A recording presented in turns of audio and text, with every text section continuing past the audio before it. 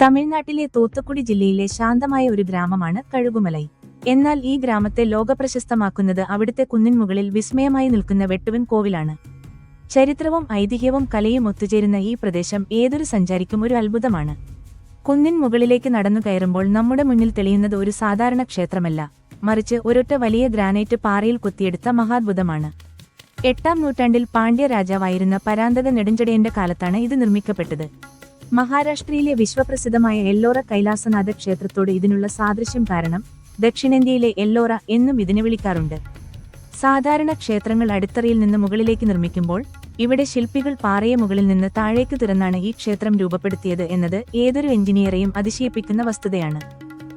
വെട്ടുവൻ കോവിലിന്റെ ഏറ്റവും ആകർഷകവും കലാപരവുമായ ഭാഗമാണ് അതിന്റെ വിമാനം അഥവാ ഗോപുരത്തിന് മുകളിലെ നിർമ്മിതി. ക്ഷേത്രത്തിന്റെ മുകൾ ഭാഗമായ വിമാനം സൂക്ഷ്മമായി പരിശോധിച്ചാൽ ശില്പകലയുടെ പാരമ്യം കാണാം. ശിവൻ, ഉമാദേവി, ദക്ഷിണാമൂർത്തി എന്നിവരുടെ ശില്പങ്ങൾ അത്രമേൽ ജീവസുറ്റതാണ്. ഓരോ കല്ലിലും ശില്പികൾ ഒരു കഥ കൊത്തിവെച്ചിട്ടുണ്ട്. എന്നാൽ ഈ ക്ഷേത്രത്തിന്റെ താഴെഭാഗം പൂർണ്ണമല്ല.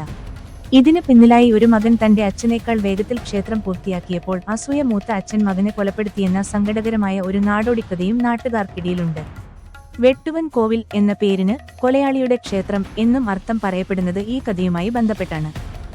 വെട്ടുവൻ കോവിലിന് തൊട്ടടുത്ത് തന്നെ പാറയിൽ കൊത്തിയെടുത്ത ജൈന ശില്പങ്ങളും തീർത്ഥങ്കരന്മാരുടെ രൂപങ്ങളും കാണാം. പുരാതന കാലത്ത് ഇതൊരു വലിയ വിദ്യാഭ്യാസ കേന്ദ്രമായിരുന്നുവെന്നതിന് തെളിവാണ് ഇവിടുത്തെ ശിലാലിഖിതങ്ങൾ. കുന്നിൻ താഴെയുള്ള കഴുകാചലമൂർത്തി ക്ഷേത്രമാണ് മറ്റൊരു പ്രധാന കാഴ്ച. ഗുഹയ്ക്കുള്ളിലെ മുരുകൻ പ്രതിഷ്ഠ തെക്ക് ദിക്കിലേക്ക് നോക്കിയിരിക്കുന്നത് ഭക്തർക്ക് പ്രത്യേക വിശ്വാസമുള്ള കാര്യമാണ്. നല്ലൊരു ട്രിപ്പ് പ്ലാൻ ചെയ്യുന്നവർക്ക് വെട്ടുവൻ കോവിൽ ഒരു സ്വർഗമാണ്. കുന്നിൻ മുകളിൽ നിന്നുള്ള വിശാലമായ കാഴ്ചയും പൗരാണികമായ കൽത്തൂണുകളും ക്യാമറ കണ്ണുകൾക്ക് വലിയ വിരുന്നൊരുക്കും. വൈകുന്നേരത്തെ ഇളം വെളിച്ചത്തിൽ ഇവിടുത്തെ ശില്പങ്ങൾ കൂടുതൽ സുന്ദരമായി കാണപ്പെടുന്നു. തമിഴ് മണ്ണിലെ ഈ ശില്പ വിസ്മയം നേരിട്ട് കാണുന്നത് ഓരോ സഞ്ചാരിക്കും അവിസ്മരണീയമായ ഒരു അനുഭവമായിരിക്കും.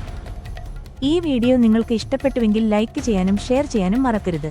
അടുത്ത ഒരു യാത്രയുമായി വീണ്ടും കാണാം.